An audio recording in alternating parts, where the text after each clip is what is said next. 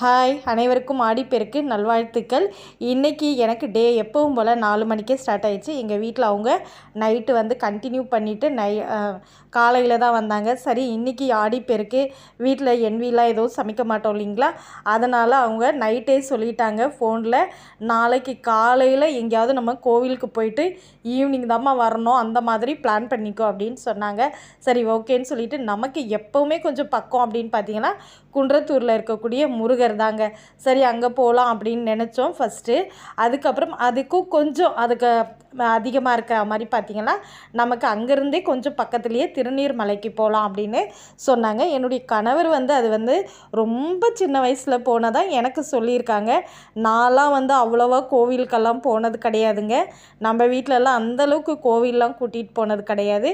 எங்கள் அம்மா வீட்டில் வந்து திருத்தணி, பெரியபாளையம் இந்த மாதிரி கூட்டிகிட்டு போயிருக்காங்க. பட் இந்த மாதிரி குன்றத்தூர், இந்த திருநீர்மலை இந்த மாதிரிலாம் நான் போனதே இல்லை. நான் நிறைய கோவில்கள் வந்து போகிறது இப்போ ஆஃப்டர் மேரேஜ் தான் நான் வந்து போயிட்டுருக்கேன்னு வச்சுக்கோங்களேன். இங்கே பார்த்திங்கன்னா எங்களுக்கு உண்மையாகவே தெரியாது என்ன சாமி இருக்குதுன்னு சொல்லிட்டு. என்னுடைய மைண்டில் ஃபுல்லாகவே குன்று இருக்கும் இடமெல்லாம் குமரா நீ இருக்கும் இடம் அப்படின்னு சொல்லிட்டு தான் நான் போனேன்.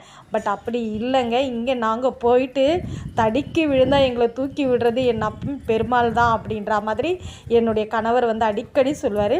அவங்க ஒரு டீனேஜ்லேருந்தே வந்து அவங்களுக்கு பெருமாள்னால் ரொம்ப இஷ்டங்க. இஷ்ட தெய்வம் அவங்களுக்கு எங்கே கிளி ஜோசியம் பார்த்தாலுமே பெருமாள் தான் வருவாங்க. அந்தளவுக்கு அவருக்கு ரொம்ப பிடிக்கும். அதே மாதிரி தாங்க நாங்கள் நினச்சி போனது ஒன்று, அங்கே இருந்தது ஒன்றுன்ற மாதிரி ஆயிடுச்சு. நமக்கு பார்த்திங்கன்னா இந்த திருநீர்மலை அப்படி அந்த ஸ்தலத்துடைய வரலாறு பார்த்திங்கன்னா, இங்கே ஸ்ரீரங்கநாதர் கோவில் இருக்கிறீங்களா, அதே பெருமாள் தாங்க இருக்கார். சயன கோலத்தில் பெருமாள் இருக்காருங்க. 108 திவ்ய ஸ்தலத்தில் இதுவும் ஒன்று அப்படின்னு சொல்கிறாங்க. ரொம்ப 3000 ஆண்டுகளுக்கு பழமை வாழ்ந்த ஒரு கோவில் அப்படின்னும் சொல்கிறாங்க. கீழே அடிவாரத்தில் உங்களுக்கு நீர்வர்ண பெருமாளாகவும், மேலே பார்த்திங்கன்னா ஸ்ரீரங்க பெருமாளாகவும் பெருமாள் காட்சி அளிக்கிறாரு. டைம் இருக்கிறவங்க கண்டிப்பாக போயிட்டு பாருங்கள்.